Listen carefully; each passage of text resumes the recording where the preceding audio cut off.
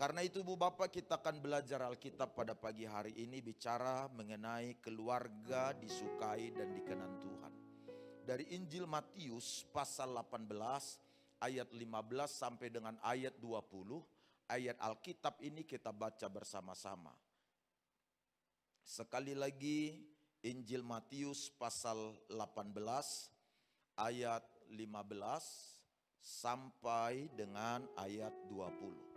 Kalau saudara sudah menemukan, kebiasaan kita adalah membaca ayat Alkitab bersama-sama. Mari kita mulai pembacaan setelah hitungan ketiga. Matius 18 ayat 15 sampai 20. 1, 2, 3 ya. Apabila saudaramu berbuat dosa, tegurlah dia di bawah 4 mata.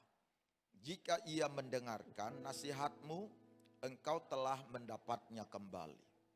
Jika ia tidak mendengarkan engkau, bawalah seorang atau 2 orang lagi, supaya atas keterangan 2 atau 3 orang saksi, perkara itu tidak disangsikan. Terus, jika ia tidak mau mendengarkan mereka, sampaikanlah soalnya kepada jemaat.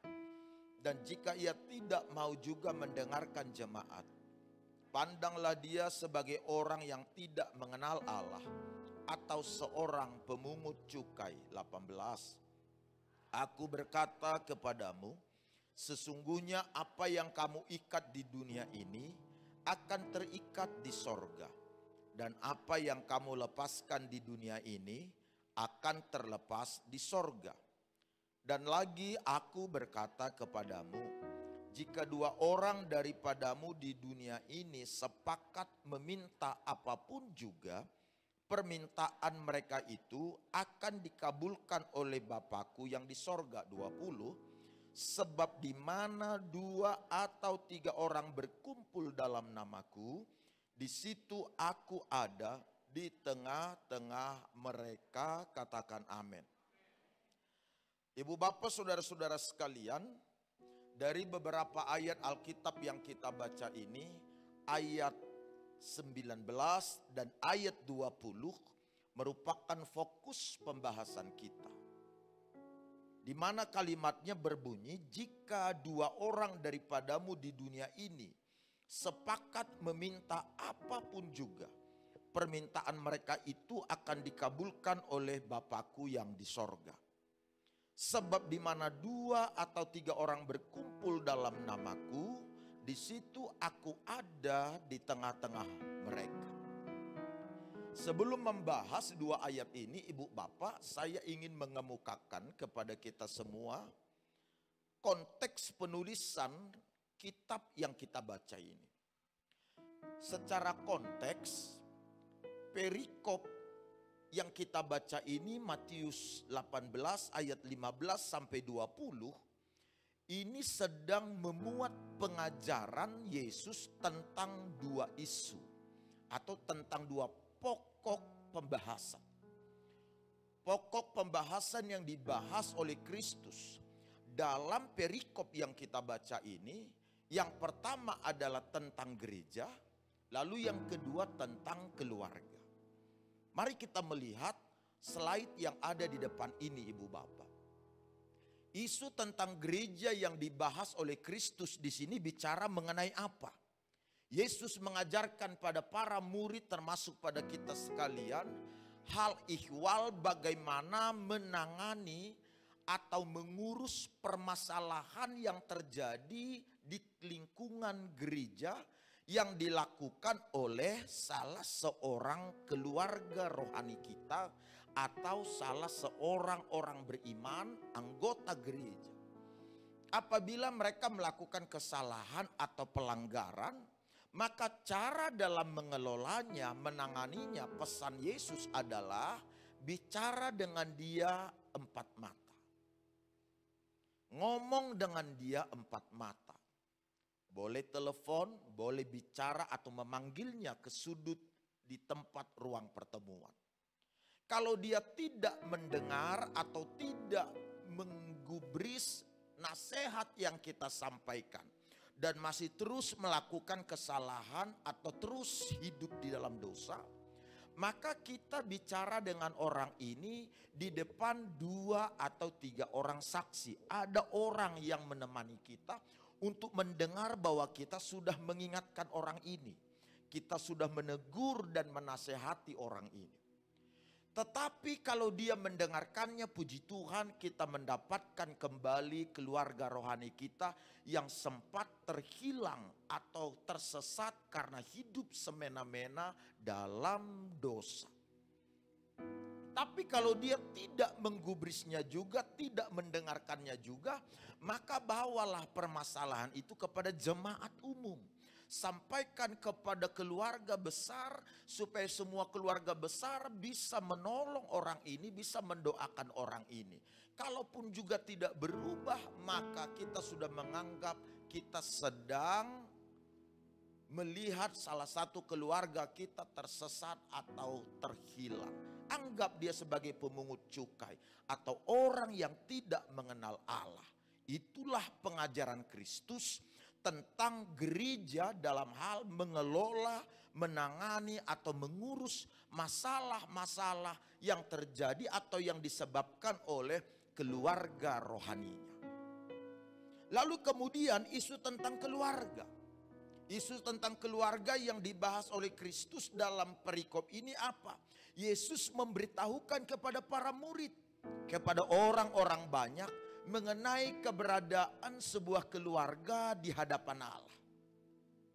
Kristus menjelaskan bahwa Allah sangat senang dengan sebuah keluarga. Allah suka dengan keluarga. Allah sangat tertarik dengan keluarga. Allah sangat berkenan dengan keluarga.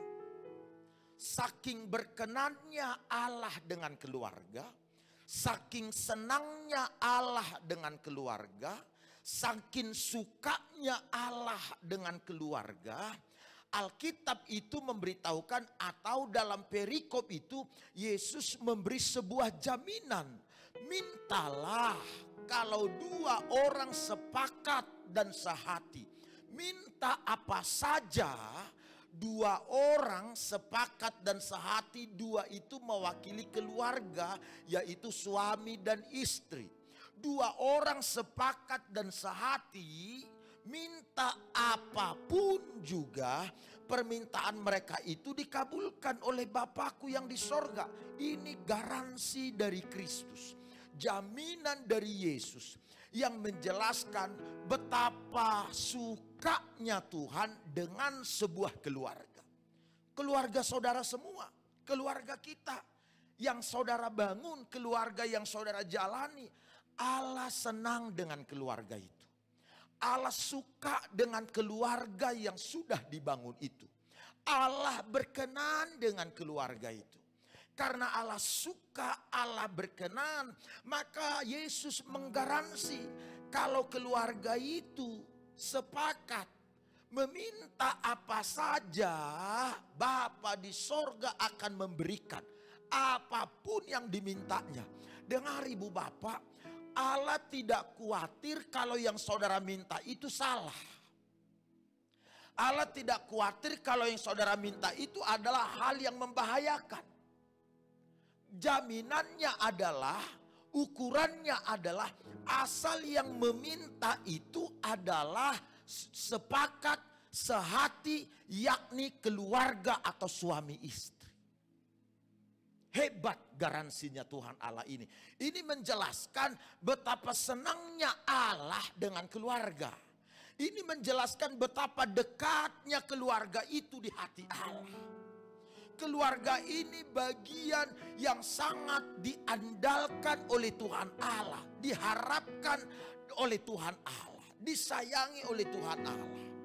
Bahkan bukan hanya garansi bahwa kalau 2 orang sepakat minta apapun lalu Bapa di sorga memberikan apapun yang dimintanya. Bukan hanya garansi untuk memperoleh apa yang didoakan atau jawaban doa. Yesus juga memberitahukan Allah akan diam di tengah-tengah mereka, ayat 20. Allah tinggal di tengah-tengah keluarga.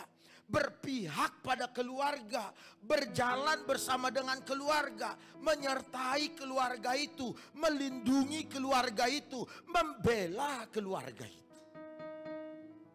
Kurang yakin apalagi kita terhadap keluarga yang kita bangun ini. Khawatir bagaimana lagi kita tentang keluarga yang kita jalankan ini, yang kita jalani ini. Sebab Yesus sudah memberitahukan bahwa Allah itu sangat senang, Allah itu sangat suka, Allah sangat berkenan dengan keluarga. Bahkan keluarga itu merupakan bagian yang melekat di hatinya. Karenanya Yesus memberi garansi, bahkan Alkitab memberitahukan dia tinggal di tengah-tengah keluarga. Melihat kebenaran ini, bahwa Allah sangat senang dengan keluarga, Allah suka dengan keluarga, maka jangan ada di antara kita yang tidak berjuang terhadap atau atas keluarga kita. Jangan ada di antara kita yang mengabaikan keluarga kita. Jangan ada di antara kita yang merendahkan keluarga kita. Jangan ada di antara kita yang tidak peduli pada keluarga kita, atau memandang keluarga kita sebagai bagian dari yang tidak bisa berjalan dengan baik, melihat hari-hari baik, diberkati, berhasil, beruntung, bahagia, bahkan mewarisi janji-janji Allah. Stop dengan semua omong kosong itu. Yesus yang mengajarkan pada kita bahwa keluarga itu disukai Allah, keluarga itu dikenan oleh Allah. Bahkan dirinya sendiri menjamin dia tinggal di tengah-tengah keluarga itu, ada di tengah keluarga itu. Lalu kalau begitu pertanyaannya adalah, seperti apa keluarga yang disukai dan dikenan oleh Tuhan itu? Kalau keluarga itu disukai Allah, Allah senang dengan keluarga. Bahkan keluarga itu melekat di hatinya. Maka perlu kita tahu seperti apa keluarga yang disukai. Apakah sembarangan keluarga, semua keluarga dan lain sebagainya. Pembahasan ini akan menolong kita semua atau menghantarkan kita semua selangkah lebih maju dalam pemahaman mengenai keluarga yang sedang kita bangun ini. Saya ajak kita lihat satu poin saja Ibu Bapak. Bagaimana keluarga yang disukai, dikenan oleh Tuhan itu? Jawabannya adalah keluarga yang bergaul dekat dengan Tuhan. Saya ulang sekali lagi. Keluarga yang disukai Allah itu, keluarga yang disenangi Allah adalah keluarga yang bergaul akrab atau karib dengan Tuhan. Mari kita baca keterangan yang dicatat dalam Matius 18 ayat 19 sampai 20 ayat Alkitab yang kita baca tadi. Lihat lagi Alkitab saudara, ayo.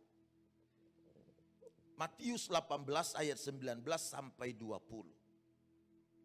Mari kita baca bersama. 1, 2, 3, ya.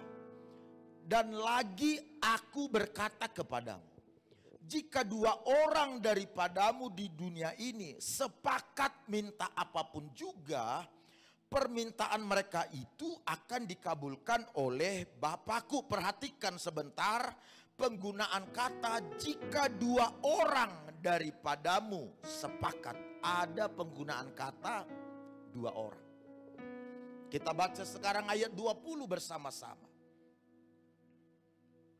Sebab di mana 2 atau 3 orang berkumpul dalam namaku, di situ aku ada di tengah-tengah mereka. Nah, coba lihat lagi apa yang dicatat di ayat 20. Sebab di mana 2, tadi di ayat 19 ada penggunaan kata jika 2 orang sepakat. Ada kata 2 orang. Lalu di ayat 20 diulangi lagi penggunaan kata 2 orang yang sama.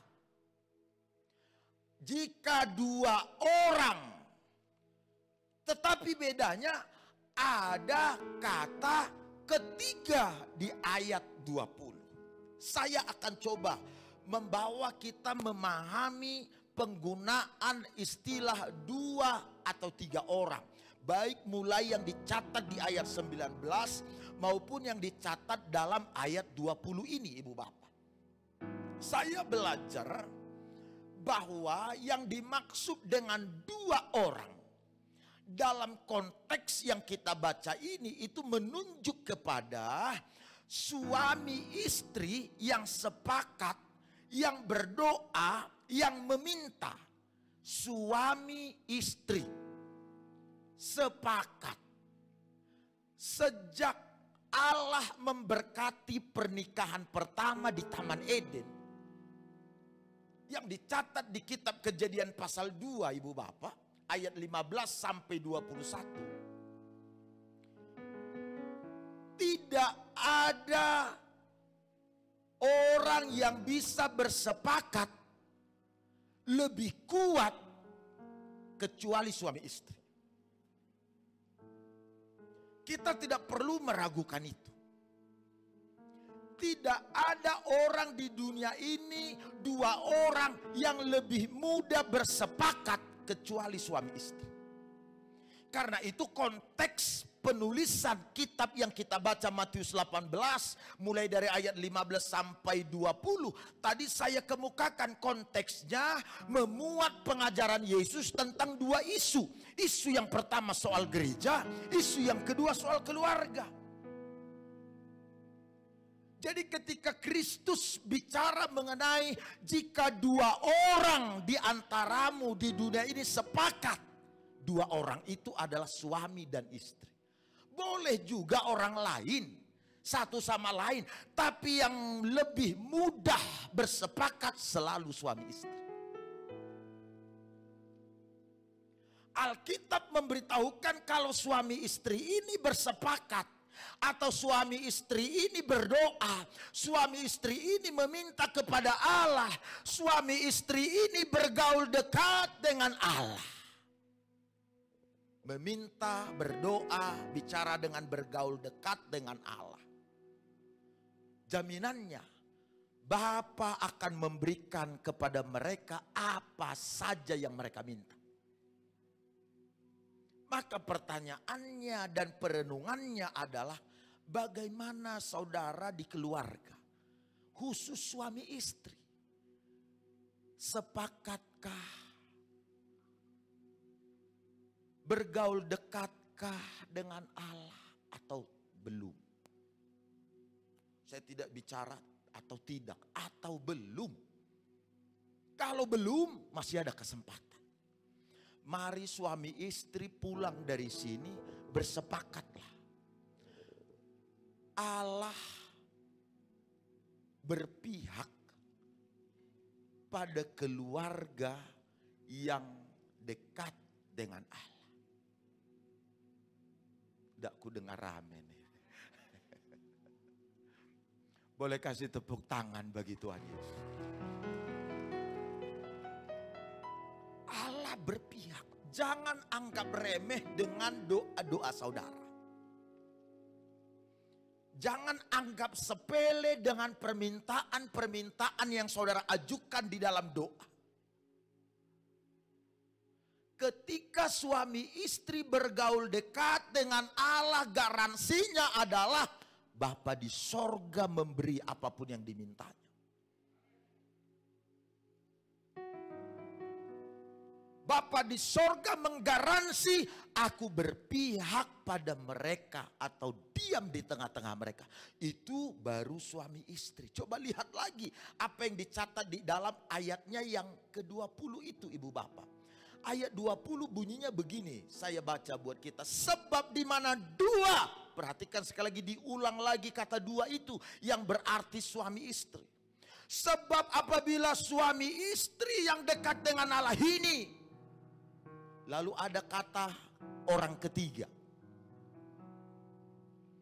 Orang ketiga ini jangan disalahartikan. Ini bukan pria idaman lain atau wanita idaman lain atau pihak ketiga, mertua dan lain-lain. Bukan. Orang ketiga yang dibicarakan di sini adalah anak-anak yang lahir di keluarga tersebut. Jadi ketika dua orang yaitu suami istri bergaul dekat dengan Allah, berdoa meminta apa saja diberi. Ditambah lagi kalau orang yang sudah suami istri ini memiliki keturunan, beroleh keturunan, ada anak di dalamnya, maka ditambah lagi 2 atau 3 orang. Artinya Yesus mau bilang tidak cukup cuma suami istri ini yang bergaul dekat dengan Allah, ibu bapak. Orang-orang yang lahir di keluarga itu, anak-anak yang lahir di keluarga itu juga harus dibawa oleh suami istri tersebut supaya mereka ikut bergaul dekat dengan Allah. Lalu jaminan Alkitab, ketika anak-anak yang dilahirkan di tengah keluarga itu ikut bergaul dekat dengan Allah, aku ada di tengah-tengah mereka. Itu memberitahukan kepada kita semua bahwa gambaran dari keluarga yang disukai, dikenan oleh Allah adalah apabila keluarga itu yang terdiri dari suami, istri, anak-anak bergaul dekat dengan Allah, berhimpun di dalam nama Allah. Merekalah keluarga yang disukai oleh Tuhan. Tepuk tangan yang baik bagi Yesus. Jadi lihat ibu bapak, sementara saya berbicara ini saudara bisa membayangkan sebentar. Coba lihat, apabila suami istri dan anak-anak di rumahnya sepanjang hari demi hari berhimpun di dalam nama Allah, mencari nama Tuhan, beribadah kepada Allah, meminta kepada Allah, dan Allah ada di tengah-tengah mereka. Keluarga ini bergaul dekat dengan Allah mulai dari hari Senin, hari Selasa, dan seterusnya. Saudara bisa membayangkan bagaimana suasana ibadah di gereja, karena orang-orang yang datang di gereja itu adalah orang-orang yang membawa kehadiran Allah mulai dari rumahnya hingga tiba di gereja. Saudara bisa bayangkan itu. Seperti apa suasana sorga yang terjadi. Saya yakin semarak suasananya. Menyala kata orang masa sekarang. Suasana ibadah itu adalah bergairah. Suasana ibadah itu mengalami lawatan Allah. Sebab masing-masing yang datang ini adalah orang-orang yang sudah bergaul dekat dengan Allah mulai dari rumahnya. Mereka adalah orang-orang yang membawa kehadiran Allah mulai dari rumahnya di hari pertama, hari kedua, hari ketiga, hingga tiba hari beribadah. Dahsyat luar biasa bukan? Ini benar-benar gereja.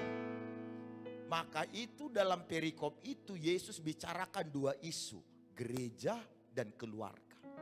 Artinya suasana di gereja tidak lepas dari suasana keluarga. Kenapa kadangkala di gereja kita enggak bersemangat? Karena hari-hari yang dilewati penuh pertikaian. Kadangkala perselisihan. Kadangkala ya pergumulan. Makanya ketika di gereja khotbah diperdengarkan, yang satu bilang pas lah itu, pas kali dia kena dia ini. Nah, itu yang satu. Yang satu bilang, ih sayang kali dia nggak datang. Cocok tadi didengarnya ini, kata yang satu. Haleluya. Tepuk tangan dulu bagi Tuhan Yesus. Makanya saudara harus melihat dan menyadari, Di keluarga saudara itu Allah ada di sana. Tuhan hadir di sana. Saudara harus sama-sama sepakat dekat dengan Allah.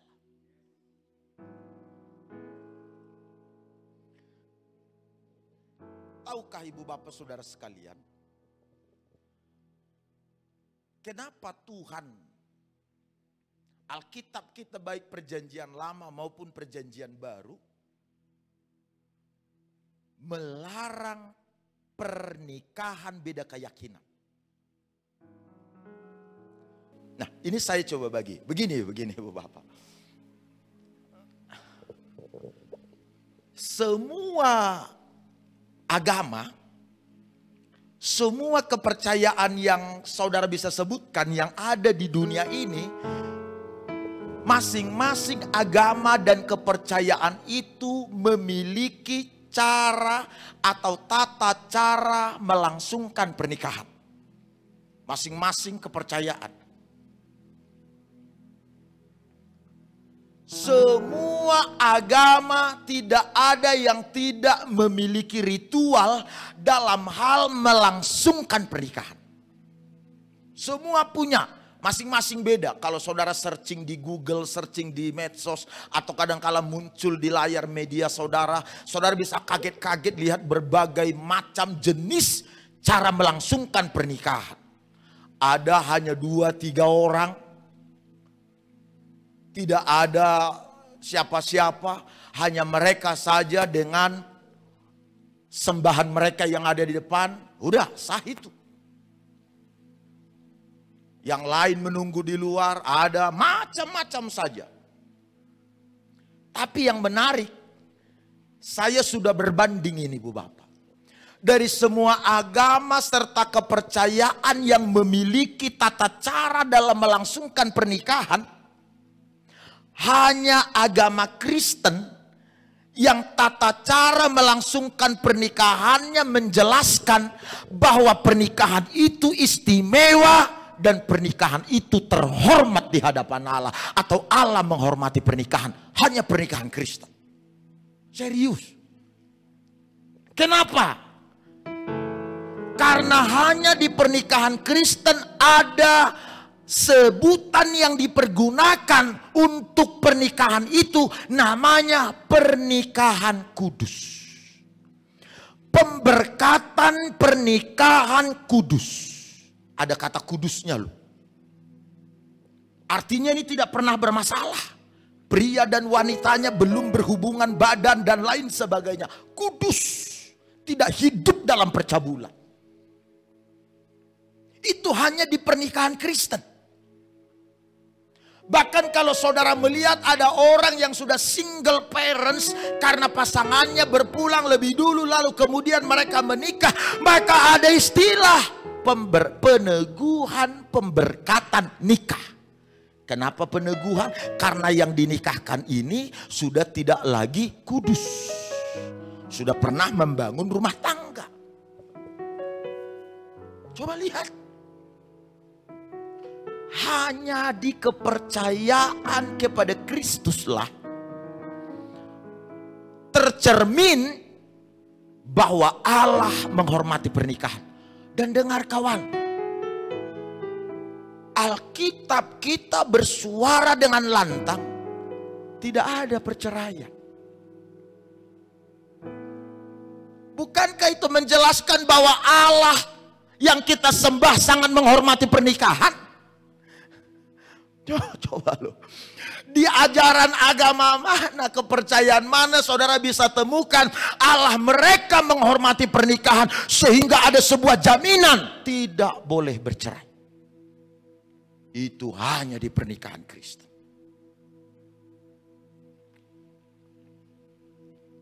Oh, makanya ibu bapak, pernikahan itu disukai Tuhan. Keluarga itu dikenan Tuhan. Dan saking disukai dan dikenan Tuhan, Dia ada di tengah-tengah kita. Alkitab bilang dalam pasal lain, tulisan Rasul Paulus, kalau Allah di tengah-tengah kita, siapa yang jadi lawan kita? tidak akan ada yang bisa mengkacau balaukan rumah tangga kita, keluarga kita, kalau kita masing-masing menyadari kehadiran Allah di keluarga itu. Kehadiran Allah di rumah tangga itu. Jadi coba lihat, hanya Alkitab kita yang membicarakan tata cara pernikahan itu dengan sebutan pemberkatan pernikahan. Kejadian 1 ayat 28. Setelah Allah menciptakan laki-laki dan perempuan, maka Allah memberkati mereka. Itu pemberkatan nikah pertama. Allah memberkati mereka. Percayalah pernikahan saudara diberkati Tuhan. Saya ulang, siapa tahu saudara ada ragu-ragu, saya yakinkan saudara, percayalah pernikahan atau rumah tangga saudara diberkati oleh Tuhan. Disukai Tuhan, dikenan oleh Tuhan. Karenanya kita masing-masing bertanggung jawab menjaga keluarga atau rumah tangga kita. Karena Allah saja senang, Allah saja berkenan. Siapa kita? Sehingga kita sendiri yang membangun pernikahan atau keluarga itu tidak senang dengan keluarga yang kita bangun ini. Ya, ibu bapak begini nih. Ini kalau bicara soal keluarga. Kenapa Allah mulai dari perjanjian lama sampai perjanjian baru konsisten. Konsisten loh, gak berubah-berubah, dia gak baling-baling. Konsisten melarang pernikahan beda iman. Coba baca yuk ayat Alkitabnya sama-sama. Ayo sama-sama, 2, 3 ya. Janganlah kamu merupakan pasangan yang tidak seimbang dengan orang-orang yang taat. Saya ulang sekali lagi bagian awalnya sama-sama dengan kencang yuk. 1, 2, 3. Janganlah kamu merupakan pasangan yang tidak seimbang dengan orang-orang yang, arti yang tidak seiman. Sampai di situ pembacaannya. Coba lihat. Perjanjian lama orang Israel pun dilarang tuh kawin campur. Dilarang kawin campur maksudnya adalah dilarang menikah dengan orang yang beda iman. Bukan beda suku, bukan beda bahasa. Itu gak masalah bagi Tuhan Allah. Beda kepercayaan. Yang belum menikah dengar baik anak-anakku semua. Hei, mana saudara anak-anak muda, shalom. Anak-anak muda semua shalom. Yang belum menikah dengar baik. Jangan menikah dengan yang beda iman. Gak peduli seganteng apapun dia, sesenang apa saudara sama dia, sesuka apa saudara sama dia, setertarik apa saudara sama dia. Pernikahan itu tidak bicara, tidak didasari oleh rasa suka atau rasa tertarik. Iya, aku suka loh Pak Pendeta sama tatapan matanya itu. Alah. Aku yang buat aku suka sama dia Pak Pendeta, lesung pipinya itu, kata yang satu. Aku suka sekali Pak Pendeta sama rambutnya. Aku suka sekali Pak Pendeta sama body language-nya. Pernikahan Kristen tidak ada kaitannya dengan suka, perasaan suka atau tidak suka. Tidak ada kaitannya dengan kata hati. Hatiku berkata, hati kecilku berkata, dialah teman hidupku. Pernikahan Kristen tidak ada hubungannya dengan kata hati. Apalagi dengan tatapan mata. Aduh abang, bukan maksudku begitu. Ini kan anak-anak muda nih begitu tuh.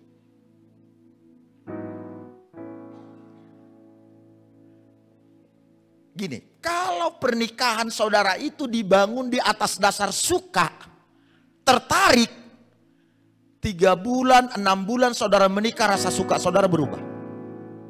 perasaan saudara berubah. Karena tidak ada perasaan manusia yang stabil terus menerus. Hari ini saudara bisa suka dengan model apa, minggu-minggu yang akan datang model yang lebih bagus, saudara bisa beralih kepada model yang lebih bagus itu. Jadi pernikahan Kristen tidak didasari suka atau tidak suka, tertarik atau tidak tertarik, kata hati atau tidak. Pernikahan Kristen itu didasari pada prinsip-prinsip kebenaran firman, seiman. Itu yang pertama. Udah seiman aja masih banyak bergumul. Udah seiman masih banyak bergumul. Apalagi tak seiman.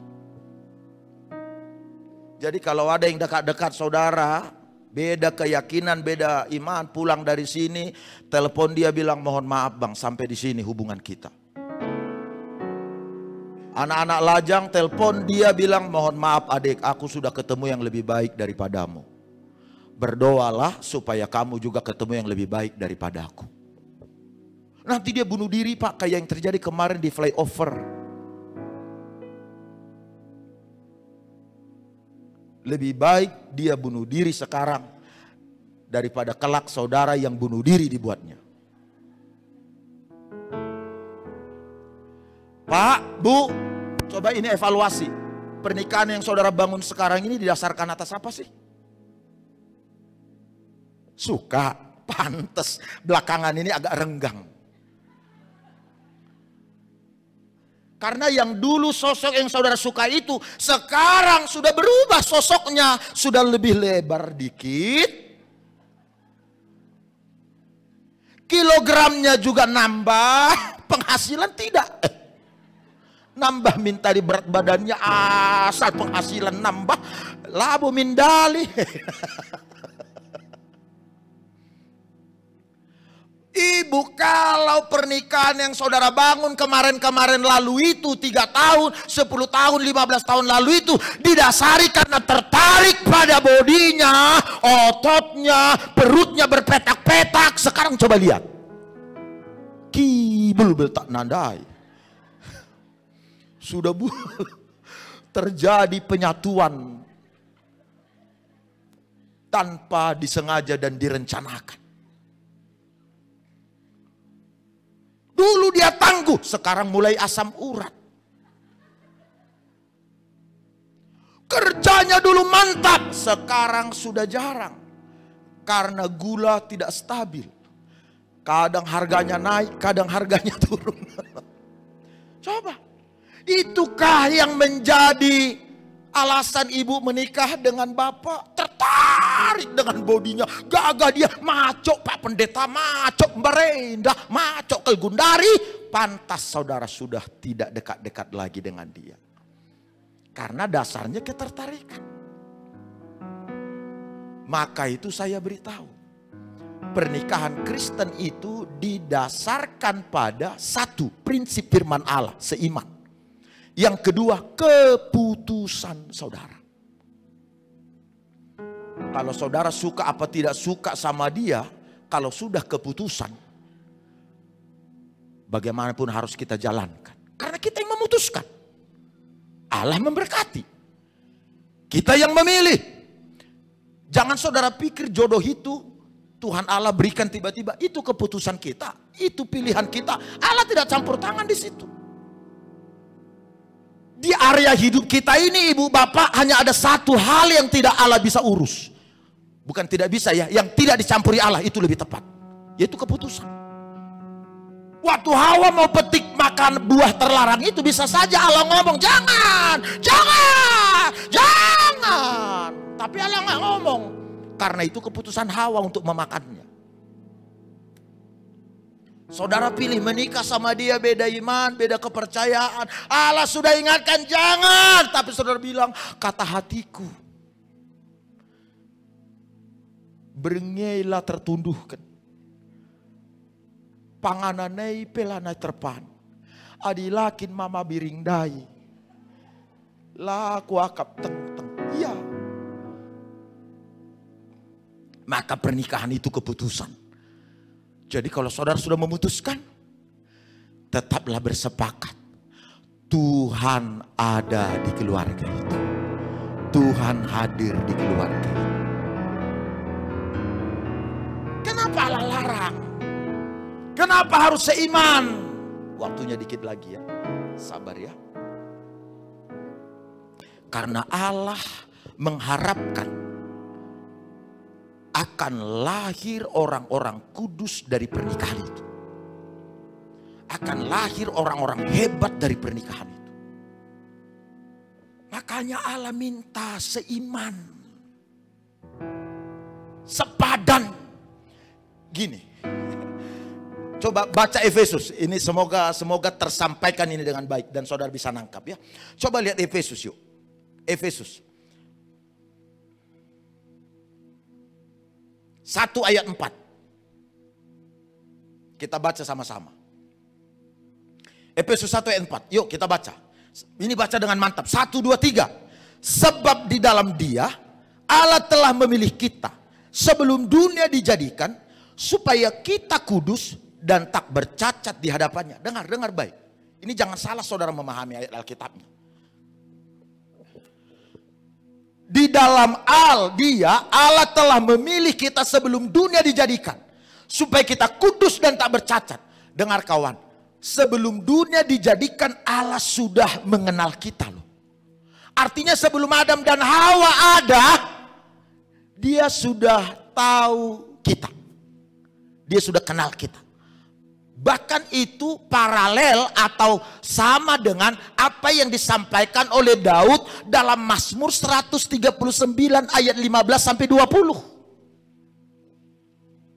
Dialah menenun kita, bahkan di dalam kitab kehidupan Dia sudah menulis hari-hari kita. Dia sudah merancang semuanya. Sebelum dunia dijadikan, dengar kawan, sebelum dunia dijadikan, Dia sudah tahu siapa yang namanya Musa, siapa yang namanya Yeremia. Dia sudah lihat, dia sudah tahu, Dia sudah jadikan siapa yang namanya Elia, siapa yang namanya Ruben, siapa yang namanya Sentosa, siapa yang namanya lupa aku nama-nama kawan-kawan semua. Jadi sebelum dunia dijadikan ini sudah ada ini semua. Tapi yang sudah ada ini sebelum dunia tercipta dijadikan, bagaimana supaya ini bisa jadi? Dia menitipkannya melalui pernikahan.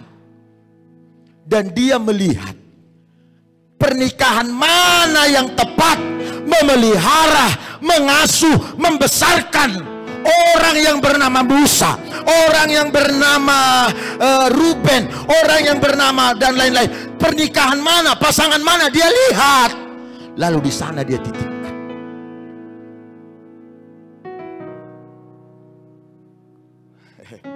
Tahu, Musa itu lahir saat Firaun memberi hukum. Setiap anak laki-laki yang lahir di Israel harus dibunuh.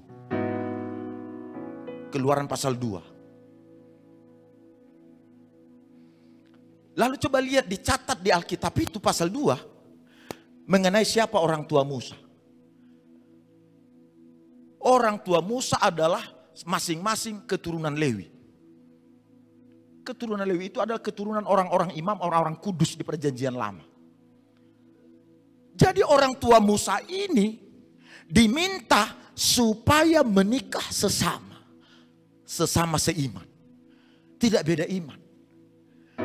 Karena Allah punya rencana. Melalui pernikahan inilah akan lahir seorang yang bernama Musa. Dan Tuhan titipkan Musa di sana. Tidak peduli seperti apa hukum yang berlangsung di Firaun, di Mesir. Tapi Tuhan tahu ada pernikahan yang kudus. Ada pernikahan yang seiman. Ada pernikahan yang luar biasa yang bisa merawat, melahirkan dan menjaga Musa sampai tiba waktunya Musa diadopsi oleh putri Firaun. Allah lihat itu di pernikahan orang tua Musa, maka dititip Musa. Begitu Yeremia, begitu Simpson, begitulah kita ini semua. Makanya Pak, Bu, keluarga saudara itu jaga. Anak-anak yang ada di keluarga saudara itu bawa dekat dengan Allah. Karena lewat mereka lah Allah akan lakukan perkara besar atas bangsa, atas dunia. Dengar baik sobat, harta kekayaan kita bukan berapa juta dolar di rekening kita, berapa luas tanah aset saudara, penghasilan saudara. Aset saudara adalah anak, keturunan. Itu harta kekayaan kita.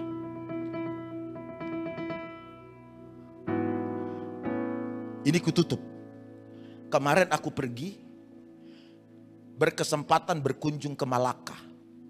Sebelumnya 2012 aku sudah berkunjung ke Malaka. Lalu kemarin aku datang ke Malaka. Jalan-jalan, lalu aku tanya kepada orang yang menjaga. Malaka ini kan sebuah kerajaan di Malaysia. Oh ya, kalau ini sebuah kerajaan, ini istana dilarang masuk. Ada tulisan di istana itu, istana raja di Malaka, dilarang masuk. Istana itu tutup, hanya jadi sebuah situs tempat berkunjung sejarah. Beda kalau di Pineng, beda kalau di di Sarawak. Istana rajanya ada penghuninya, kerajaan-kerajaannya, sultannya ada penghuninya. Tapi Malaka tidak ada. Saya tanya kenapa? Kok ada tulisan dilarang masuk? Tour guide-nya saya bilang begini. Dari semua kerajaan di Malaysia, kerajaan Malaka lah yang tidak punya keturunan. Keturunannya bukan tidak ada lahir, ada. Tapi lari, melarikan diri. Itulah isunya. Melarikan diri saat Belanda mulai masuk ke tanah Malaka untuk menjajah dan mengambil rempah-rempah, karena Malaka itu pusat perdagangan di Malaysia pada kala itu. Sampai sekarang tidak tahu lagi. Sehingga karena tidak ada keturunan, maka itu tinggal sejarah. Ini yang aku mau bilang. Harta kekayaan kita paling bernilai keturunan. Kalau saudara nggak bawa anak saudara dekat dengan Allah, nggak saudara ajari, nggak saudara tolong, nggak saudara lakukan bagaimanapun, itu namanya saudara tidak mengasihi dia. Bayangkan kalau kelak keturunan kita akhirnya lenyap. Tidak ada yang melanjutkan keturunan kita, nama kita. 100 tahun dari sekarang orang tidak akan bicara mengenai warisan saudara dalam bentuk fisik, tanah, bangunan dan lain sebagainya. Orang tidak akan bicara 100 tahun dari sekarang tentang nama saudara dari semua penghasilan dan kehebatan saudara sekarang. 100 tahun dari sekarang orang akan bicara tentang keturunan saudara. Apakah keturunan itu masih ada? Orang yang takut Tuhan, orang yang menghormati Tuhan, keturunannya pun dijaga, dipelihara oleh Tuhan dan tidak akan dilenyapkan. Yesaya pasal 49 mencatat itu. Maka itu ibu bapak, saya tutup khotbah ini. Mari kita jaga keluarga kita. Cintai keluarga saudara, bergumul. Bawa anak-anak saudara kepada Tuhan. Bawa keluarga saudara dekat dengan Tuhan. Kalau saudara bertanya-tanya, kenapa keluargaku belum mengalami perubahan? Sehati sepakatlah meminta. Bawa anak-anak sehati sepakatlah saudara meminta. Hei anak-anak, jangan lagi saudara jalan sendiri-sendiri. Saudara harus bergandeng tangan dengan orang tua saudara. Cari Tuhan. Mari kita bernyanyi bersama-sama.